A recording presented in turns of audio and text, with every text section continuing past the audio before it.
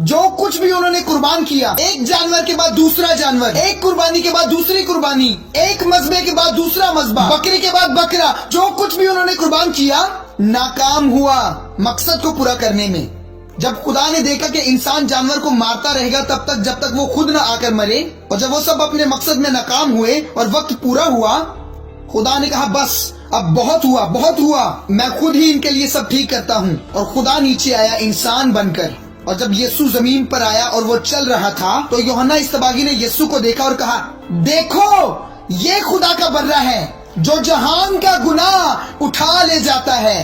क्या मैं आपको सिखा पा रहा हूँ? और एक दिन जब यीशु को सलीब पर चढ़ाया गया, यीशु ने कहा इट इज, जानवरों को मारना, जानवरों को कुर्बान करना, मजबे के बाद मजबा रखना, और ये सब कुछ आज मैं करता हूँ, फिनिश्ड। ये ऐसा नहीं है कि जब आप कहते हैं यीशु मसीह तू पाक है तब यीशु पाक हो जाता है। जी नहीं, ये आप हैं जो गा रहे हैं, और जब आप गा रहे होते हैं यीशु मसीह की पाकीज़गी जो है और ज्यादा हकीकी हो जाती है आपके जहन में, तो आप हैं जिसको फायदा होता है। इसलिए जब कोई बेकार चीजें गाता है, बेकार चीजें हकीकी हो जाएंगी उसके जहन में। हमारी जो परस्तिश है वो खुदा को खुश नहीं करती। हमारी परस्तिश हमारी मदद करती है कि हम वो सब इंजॉय कर सके जो खुदा ने मुहैया किया। क्या आप सब यहाँ हैं? इसीलिए हत्ता कि जब हम गाते भी हैं, कुछ गीत ऐसे होते हैं जो हमारी हकीकत को बयान करते हैं। कुछ गीत ऐसे होते हैं जो हमें बताते हैं कि हमारे पास क्या है मसीह की कुर्बानी और उसके खत्म किए गए काम की वजह से। इबादत माबूद को मुतासिर नहीं करती, इबादत आबिद को मुतासिर करती है, इबादत करने वाले को। इबादत करने वाला इबादत से मुस्तफीद होता है।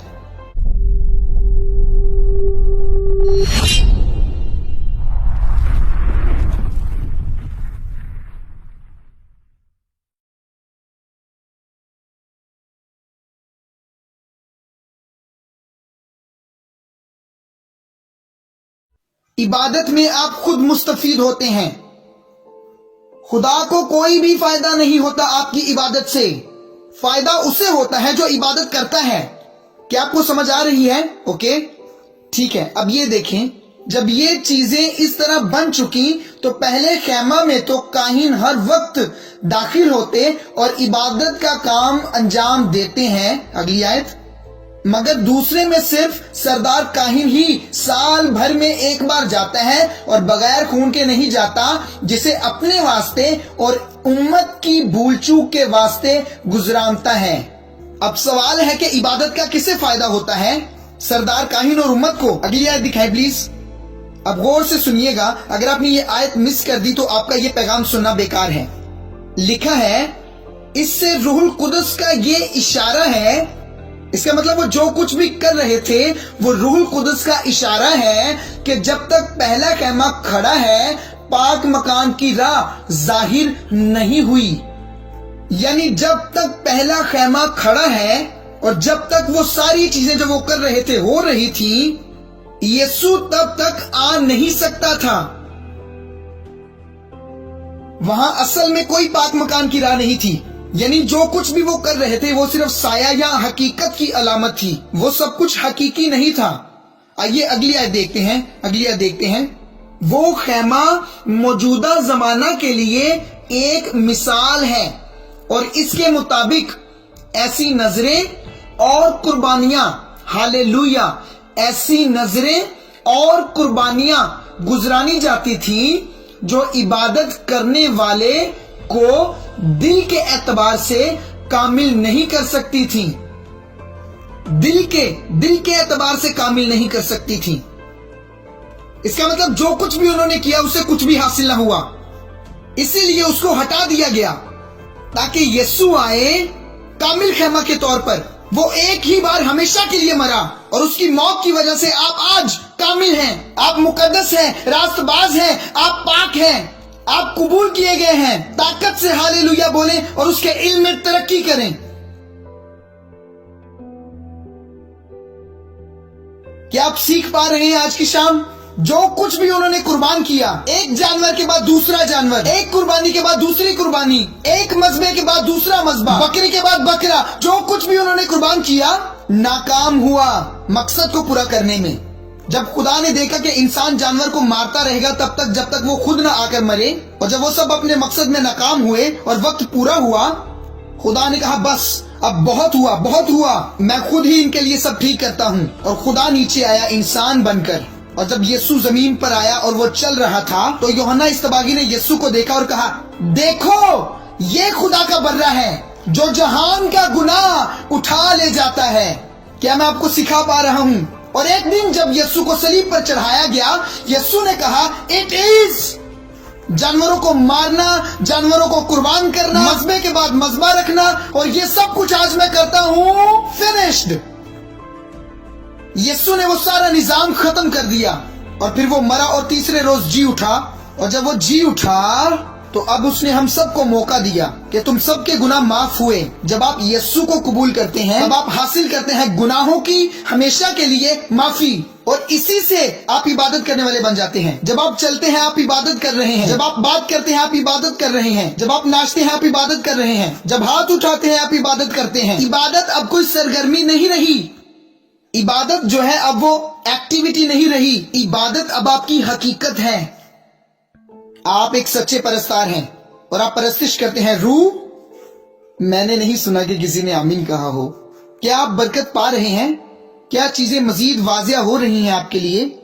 सो परस्तिश कोई गाना या गीत नहीं है, परस्तिश है कि आप कौन हैं मसीह यीशु में। मसीह ने आपको अपना इबादती खैमा बना लिया है। क्या तुम नहीं जानते कि तुम्हारे बदन रूहुल कुदस का मकदस वर्शिप सेंटर बन गए हैं? रूहुल कुदस का आप वर्शिप सेंटर हैं। जब आप हरकत करते हैं तो वर्शिप सेंटर हरकत कर रहा है। ओ हालेलुया, हालेलुया। आपको परस्तिश के लिए किसी जगह पर जाने की जरूरत नहीं है, आप खुद ही परस्तिश हैं। तो अगर कोई भी इसलिए यरूशलेम जाने की कोशिश कर रहा है कि वो देखे यीशु कहां से मुर्दों में से जी उठा, यानी कब्र को देखे, आपको इतनी दूर जाने की जरूरत नहीं। मेरे पास आए, मैं उठाए हुए हूँ मुर्दों में से जी उठे मसीह को। वो मेरे अंदर रहता है, वो मुझ में बसा है। क्या वो आप में भी है? क्या मसीह आपके अंदर रहता है? मसीह आप में है और उसी की हम मुनादी करते हैं। हमारी जो परस्तिश है वो खुदा को खुश नहीं करती। हमारी परस्तिश हमारी मदद करती है कि हम वो सब इंजॉय कर सके जो खुदा ने मुहैया किया। क्या आप सब यहां हैं? इसीलिए हत्ता कि जब हम गाते भी हैं, कुछ गीत ऐसे होते हैं जो हमारी हकीकत को बयान करते हैं। कुछ गीत ऐसे होते हैं जो हमें बताते हैं कि हमारे पास क्या है मसीह की कुर्बानी और उसके खत्म किए गए काम की वजह से। इबादत माबूद को मुतासिर नहीं करती, इबादत आबिद को मुतासिर करती है, इबादत करने वाले को। इबादत करने वाला इबादत से मुस्तफीद होता है। हेलो, ये ऐसा नहीं है कि जब आप कहते हैं यीशु मसीह तू पाक है तब यीशु पाक हो जाता है। जी नहीं, ये आप हैं जो गा रहे हैं, और जब आप गा रहे होते हैं यीशु मसीह की पाकीज़गी जो है और ज्यादा हकीकी हो जाती है आपके जहन में। तो आप हैं जिसको फायदा होता है। इसलिए जब कोई बेकार चीजें गाता है, बेकार चीजें हकीकी हो जाएंगी उसके जहन में। परस्तार फायदा उठाता है परस्तिश से, इससे खुदा को फायदा नहीं होता।